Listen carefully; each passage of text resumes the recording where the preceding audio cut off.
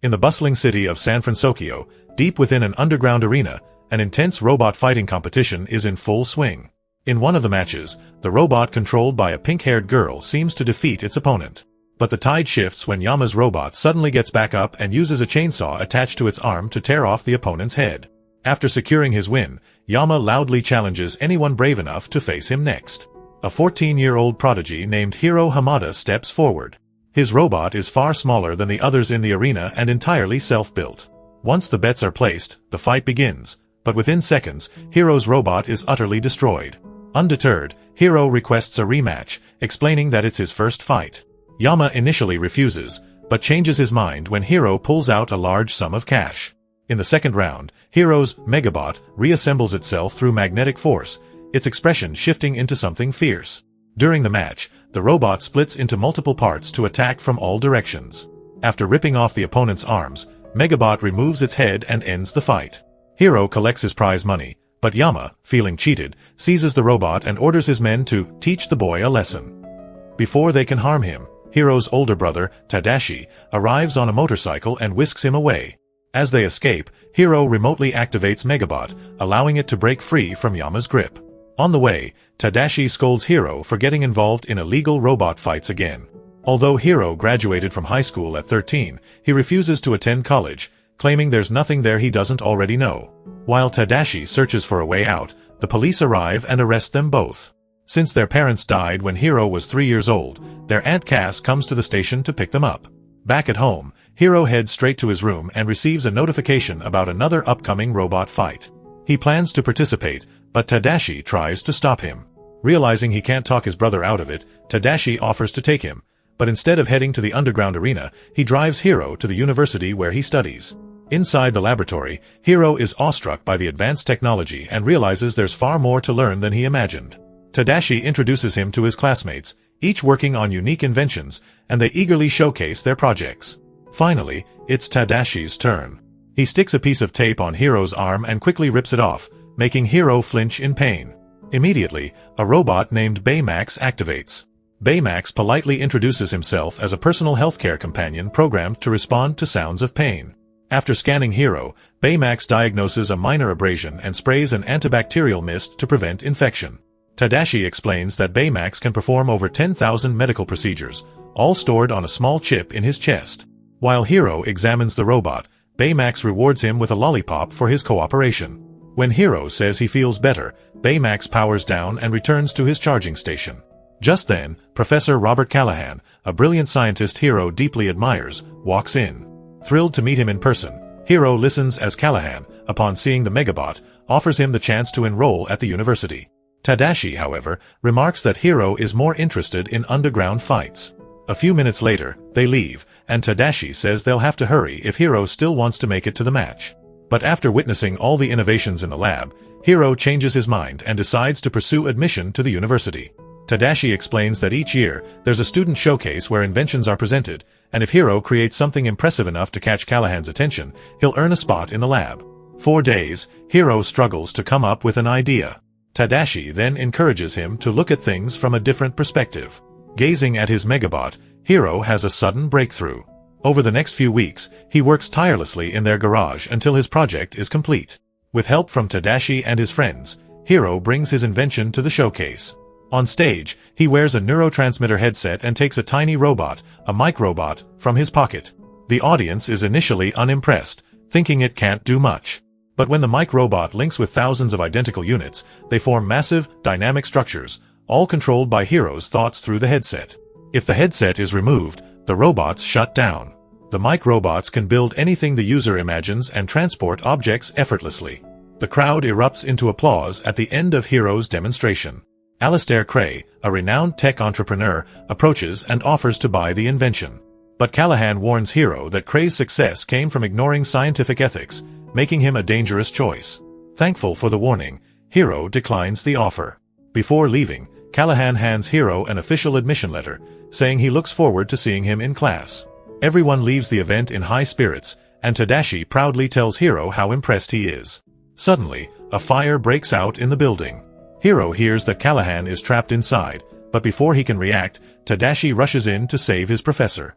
Just seconds later, the building explodes, killing both Tadashi and Callahan. A few days later, the funeral was held, and Hiro couldn't even bring himself to speak to his friends. He fell into depression and chose to lock himself away in his room. In the weeks that followed, he still had no energy to carry out daily activities, not even to eat. In just a few weeks, university classes would begin, but Hiro still hadn't registered. Tadashi's friends began to worry and tried reaching out to him, but Hiro ignored all their calls. The trauma he experienced led him to decide not to continue his studies and instead return to the robot battle arena. However, when he lifted Megabot, one of its parts fell and landed on his leg, making Hiro cry out in pain. That was when Baymax activated and scanned him. The robot found that Hiro had no physical injuries, but his hormone levels and neural activity indicated symptoms of mood changes. While trying to shut Baymax down, Hiro fell to the floor and discovered under his bed the jacket he had worn during his project presentation. Inside its pocket, he found one of his microbots, the one he thought had been destroyed in the fire. Seeing the microbot being pulled toward a certain direction, Hiro placed it in a petri dish to determine where it was heading.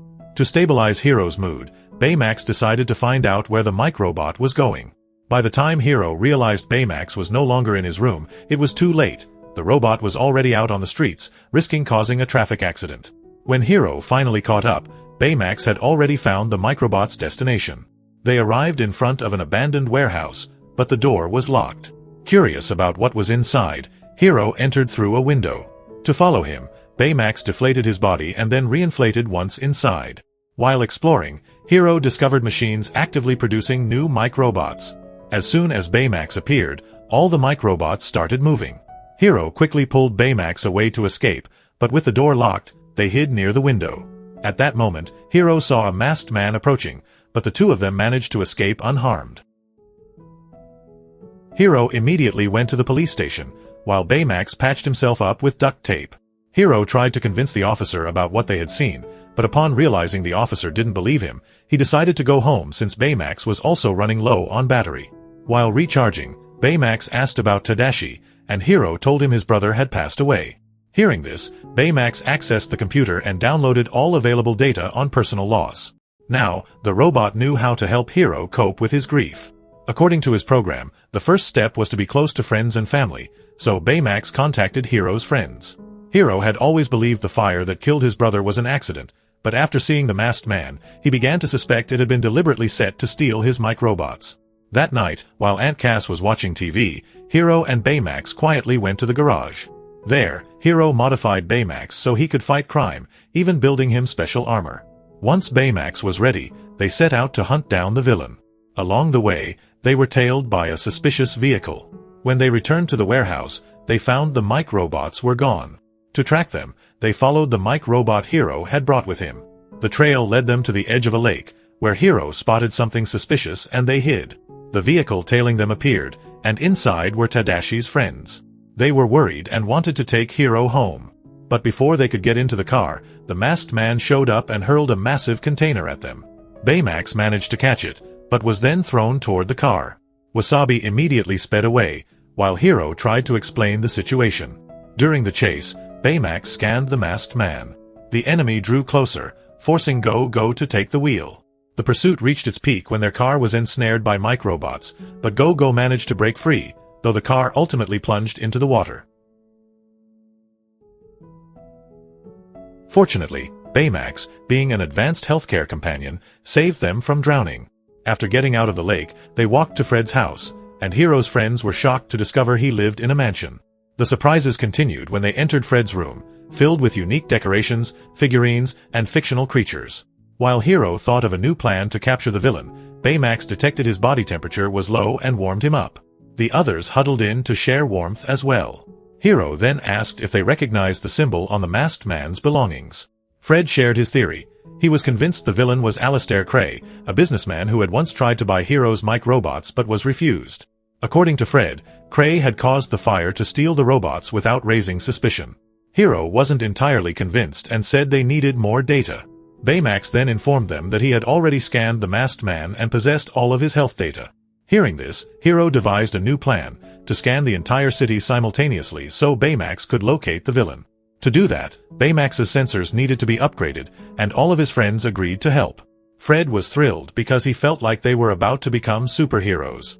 While working on their costumes, Hiro theorized that the villain's neurotransmitter was inside his mask, meaning that if the mask was removed, he would lose control of the microbots. Before carrying out the plan, they practiced at the mansion using Fred's butler as a test subject. A few days later, Hiro introduced Baymax 2.0, now equipped with rocket fists and wings.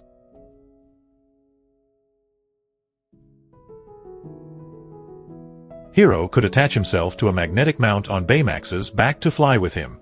However, the first flying experience was not very pleasant. Hiro felt desperate, and they nearly had several accidents.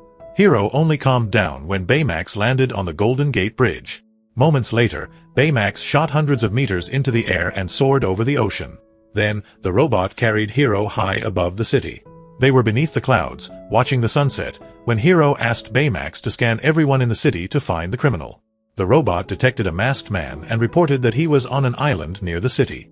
After picking up his friends, they flew to the island. His friends were terrified because this would be their first real battle. The moment they heard even the slightest noise, they immediately activated their powers, only to realize they had attacked nothing but a pigeon. As they entered a facility, the team walked down a corridor until Honey spotted something suspicious. They entered a partially destroyed room and searched for the control panel. When Hiro powered on the screen, a recording of Craig appeared, showing him presenting his new project to investors. The project was a portal that allowed instantaneous transportation of people or objects through space. Abigail was the first person to be tested. She stepped into the capsule for the journey, but a few seconds after the launch, the team lost contact with her, and the portal began to collapse. Cray then shut down the electromagnetic field, trapping Abigail inside. After watching the video, Hiro and his friends became convinced that Cray was the masked man and intended to use the microbots to rebuild the teleportation portal. At that moment, the villain appeared and hurled a massive boulder at them. Baymax caught it and used his rocket fist to free them. The group worked together to seize the mask containing the neurotransmitter, but the man managed to fend them off. Fred was the first to be defeated, then Go-Go tried to distract the enemy. As she prepared to strike, Honey threw a blob of jelly but missed. Wasabi appeared and was forced to use his laser blades to defend himself from the microbot attack. After all his friends were taken down, Hiro and Baymax arrived flying in, and Hiro managed to rip the mask from the man who had killed his brother. It was then that he discovered the villain was actually Professor Callahan. When the fire broke out at the showcase, Callahan had used the microbots to protect himself, meaning Tadashi had died in vain. Realizing that Callahan had saved himself and let Tadashi die, Hiro ordered Baymax to destroy him. However, Baymax's programming prevented him from harming a human. Hiro then removed Tadashi's original healthcare chip and inserted another one that allowed Baymax to attack anyone. While the others tried to stop Baymax, Callahan managed to retrieve his mask and escape with the microbots. Amid the chaos, Honey reinserted Baymax's original chip, restoring the robot's normal behavior. Still furious, Hiro tried again to replace Baymax's chip, but Baymax stopped him, explaining that his purpose was to heal the sick and injured, not to cause harm. He then played recordings of Tadashi, showing every attempt he had made to get Baymax working. After 84 trials, Tadashi had succeeded, looking overjoyed that Baymax would be able to help many people. Watching the video, Hiro was moved and apologized. Just then, his friends arrived with a flash drive containing new footage from the island. In the video, Callahan was seen arriving as Abigail was trapped inside the portal. They realized that Abigail was Callahan's daughter. Now, Callahan sought revenge against Cray. When Cray introduced his company's new campus, the masked man appeared and captured him. Callahan accused Cray of being responsible for his daughter's death for allowing her to enter an unstable portal. To exact his revenge, Callahan used the microbots to rebuild the teleportation machine and destroy everything valuable to Cray. Before the place was destroyed, Hiro and his team arrived to persuade Callahan to stop, but he attacked the students instead and knocked Baymax down. Hiro was thrown and sucked toward the portal. His friends tried to rescue him but were captured by the microbots. Seeing Hiro in danger, Baymax freed himself to help. With the team reunited, Hiro instructed them to focus on destroying the microbots while he distracted Callahan. By the time Callahan realized it, half of his microbots were gone.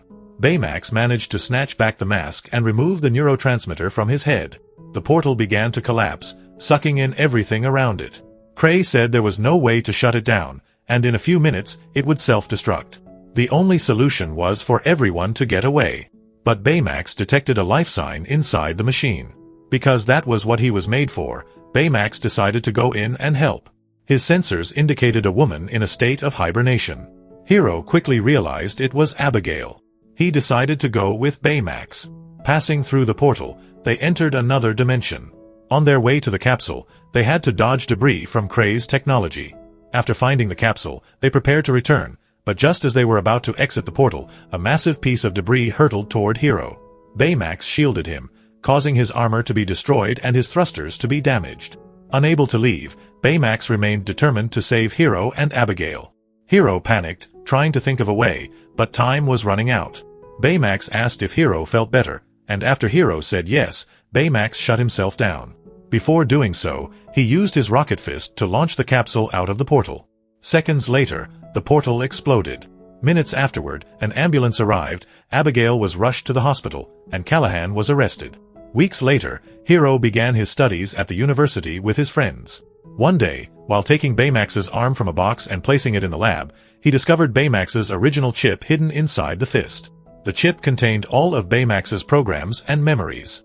All Hiro needed to do was build a new body and install the chip, bringing Baymax back with all his memories intact. Together with their young team, they continued their adventures as superheroes, protecting the citizens of San Francisco. And with that, the story ends here. The moral of this movie is that true heroism comes from using our talents to help and protect others, not to seek revenge. If you like this video, don't forget to like, comment and subscribe, and see you in the next video.